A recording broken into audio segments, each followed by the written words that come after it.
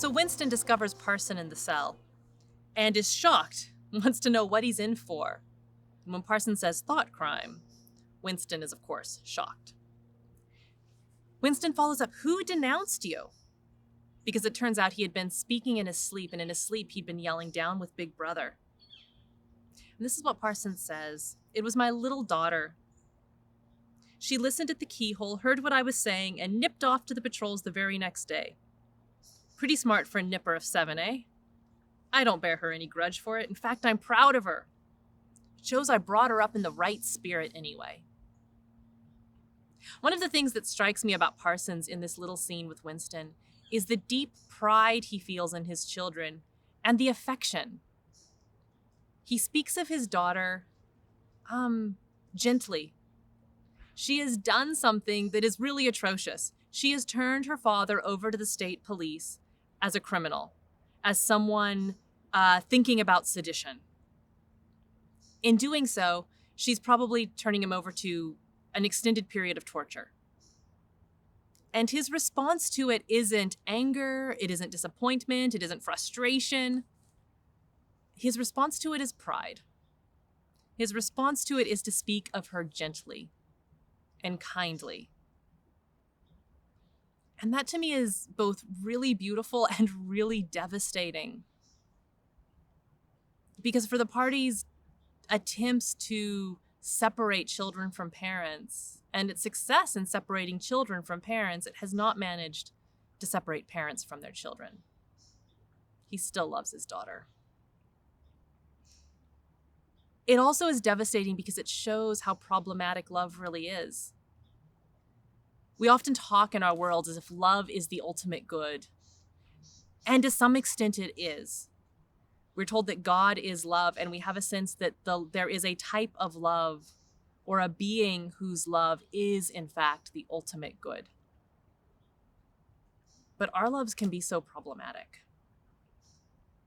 Winston loves a daughter who betrays him. Parsons loves a daughter who betrays him. Parsons even loves Big Brother. He really does.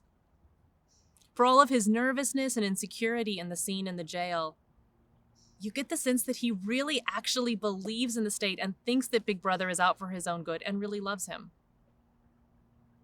And Winston, at the end of the novel too, loves Big Brother. So problematic. And frightening. Because as much as we celebrate love and look for love and see love as this wonderful and redemptive force, and it absolutely can be, what happens if we love the wrong thing? What happens when our love is misguided? What happens when our love is to our ultimate detriment, as it is for Parsons? What if our love is a mark of our own destruction, as it is for Winston at the end? One of the chilling things about 1984, especially its ending, is that it kind of turns our world so upside down that even the idea of love is revealed to be maybe just another end of power. That maybe love is just another way that we have power over each other and manipulate each other. Maybe love is just another way that we make ourselves vulnerable and manipulatable, even worse. And if that's what love is, if love is just the thing that makes us so vulnerable that we are at the whim of other people, is it good? That's the universe 1984 leaves us in those closing moments. And that's scary. So what do we do with that as readers? Like, where do you go from there? From that moment where you realize that in a broken and in fact evil world, love might be the thing that makes you more vulnerable for control.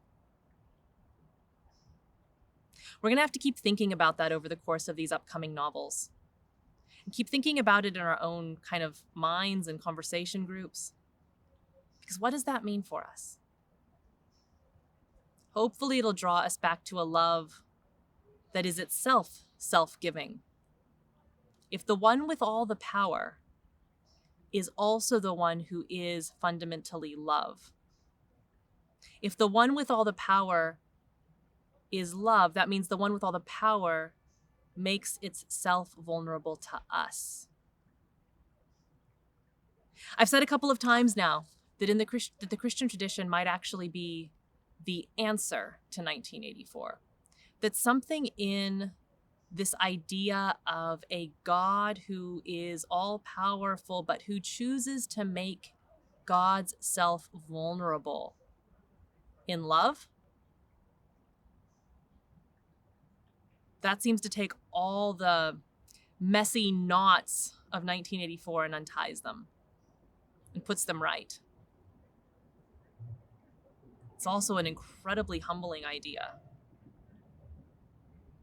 that the most powerful thing, the most powerful being, the ground of all being, makes itself vulnerable in love to measly little things that God makes like us.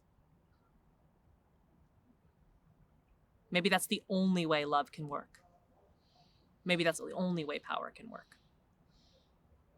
If not, if that's not true, then it almost seems like we're doomed to a world like 1984.